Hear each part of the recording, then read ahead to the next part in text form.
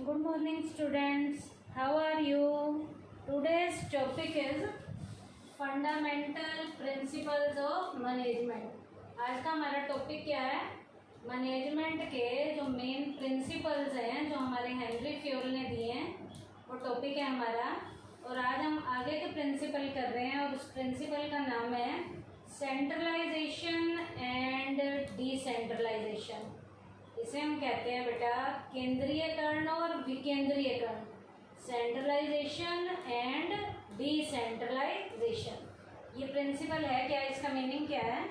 According to this principle the superiors should adopt effective centralisation instead of complete centralisation and complete decentralisation. बेटा ये principal कहता है superior को हमेशा organisation में कंप्लीट सेंट्रलाइजेशन और कंप्लीट डिसेंट्रलाइजेशन के बजाय अफेक्टिव लेवल का सेंट्रलाइजेशन अपनाना है, अडॉप्ट करना है, ताकि काम को अच्छे तरीके से किया जा सके। कैसे? बॉस ने, मान लीजिए ए नाम का बॉस है, उस बॉस ने अपनी सारी की सारी पावर अपने सबॉर्डिनेट्स को नहीं दे देनी, तो कंप्लीट सेंट्रलाइजेशन नहीं करना। और उस बॉस ने सारे की सारी पावर अपने हाथ में भी नहीं रखनी है। यदि वो सारी पावर अपने हाथ में रखेगा तो सारे काम उसे खुद करने पड़ेंगे, उसे थोड़े बहुत काम अपने सबॉर्डिनेट को भी देने हैं। तो ये प्रिंसिपल क्या कहता है? सीनियर को, सुपीरियर को कंप्लीट सेंट्रलाइजेशन और कंप्लीट डिसेंट्रलाइजेशन के बजाय सुपीरियर को अफेक्टिव लेवल का सेंट्रलाइजेशन एडॉप्ट करना चाहिए। इसका मतलब सुपीरियर को जितनी पावर रखनी है मेन वो अपने पास रखे और छोटे मोटे काम करने की पावर सुपीरियर को अपने सबॉर्डिनेट को दे देनी चाहिए। इस प्रिंसिपल का नाम है centralisation and decentralisation. The superior should adopt effective centralisation instead of complete centralisation and complete decentralisation. अब बेटा इस प्रिंसिपल को फॉलो करेंगे तो पॉजिटिव इफेक्ट आएंगे, फॉलो नहीं करेंगे तो वायलेटिंग इफेक्ट आएंगे। पॉजिटिव इफेक्ट क्या क्या है?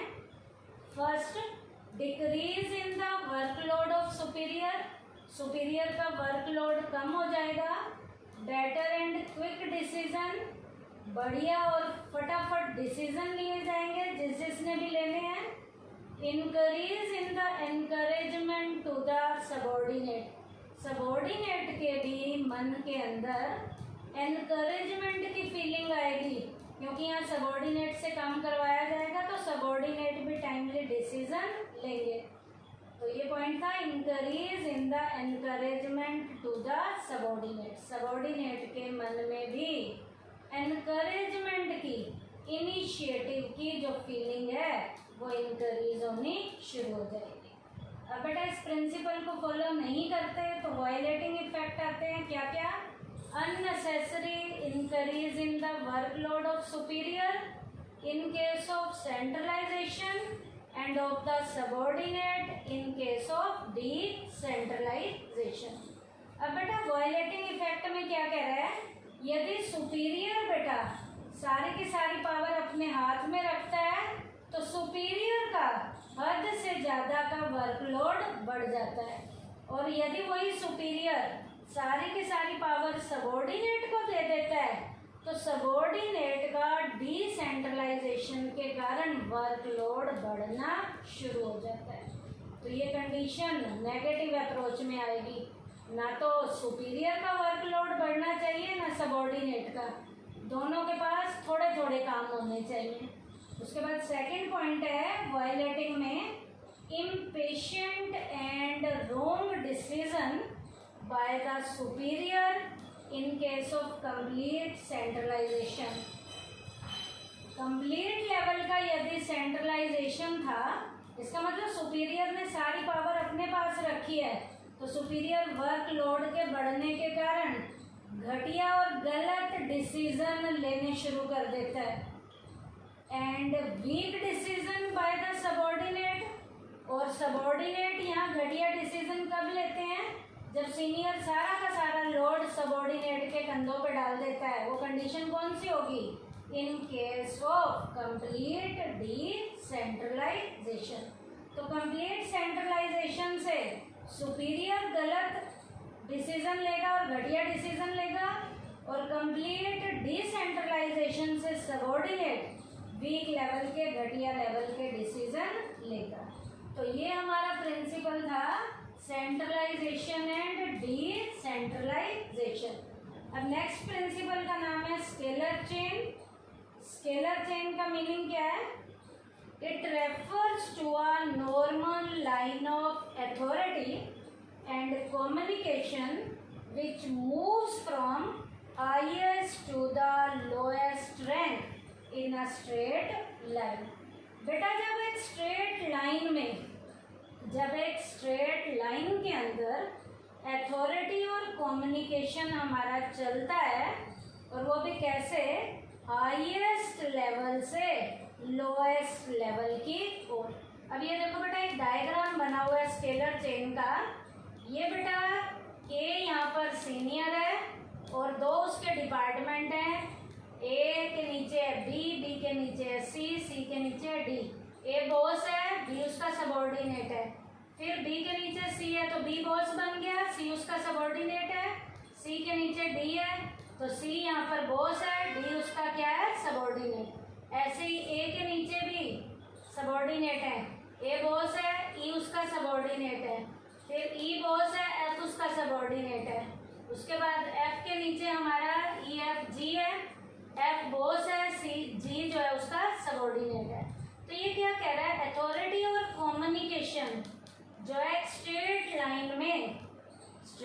लाइन में जो मूव करेगा कहाँ से कहाँ? हाईएस्ट लेवल से लोअर लेवल की ओर। तो ये नॉर्मल लाइन हमारी अथॉरिटी और कम्युनिकेशन की चलती है हाईएस्ट रैंक से लोएस्ट रैंक में एक स्ट्रेट लाइन में। इसे हम किसका नाम देते हैं? स्केलर चेन का नाम देते हैं। ये तो स्केलर चेन का मीनिंग था। अब स्केलर चेन के मीनिंग के बाद फ्योल का ओपिनियन क्या है, फ्योल का मत क्या है?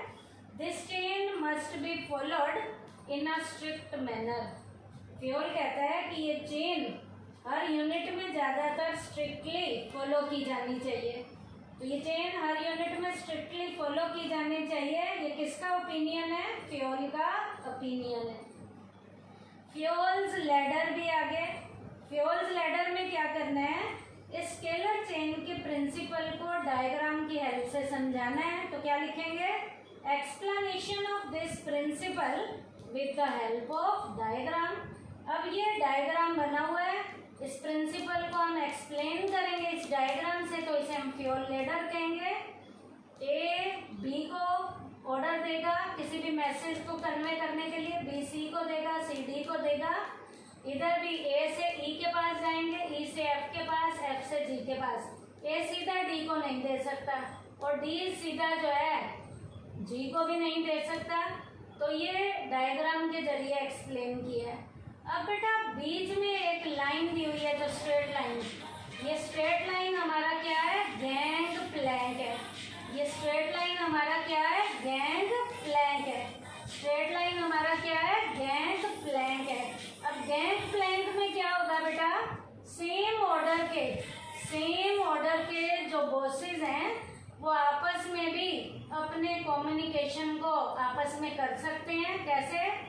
सी जो है यहाँ पर एफ के साथ कम्युनिकेट कर सकता है, डी जो है जी के साथ, लेकिन वो अपने पहले वाले जस्ट बॉस से परमिशन लेंगे। मान लीजिए सी ने एफ से बात करनी है तो सी पहले बी से परमिशन लेगा और एफ पहले ई से परमिशन लेगा। तो ये क्या था हमारा? Gang plank. तो गैंग प्लैंक क्या है?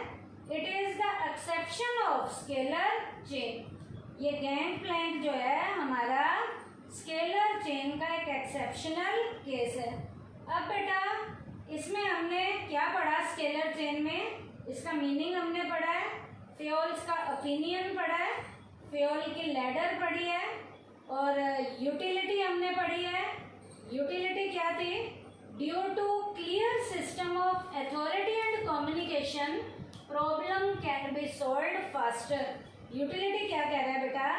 स्केलर चेन के प्रिंसिपल में हर एक को अपनी अथॉरिटी के बारे में पता है, तो अथॉरिटी और कम्युनिकेशन का सिस्टम क्लियर जब होगा तो प्रॉब्लम्स को हम फटाफट से सोल्व कर लेंगे। ये यूटिलिटी है। क्या?